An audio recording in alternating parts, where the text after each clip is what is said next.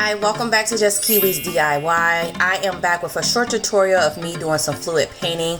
I will link above my last video that I did on fluid painting so you guys know how to do the paint and how to make it watery like this.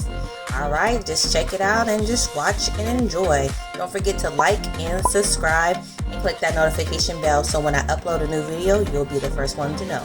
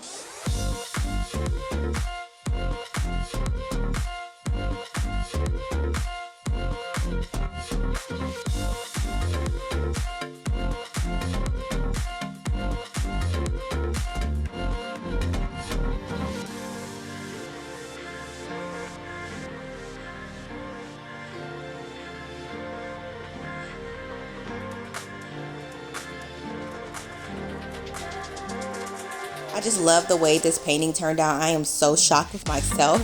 I am trying to think of a name for it, but I'm not sure what to call it. So if you guys have any clever names, put it down in the comments below. And like I always say, if you don't want to buy it, just DIY it.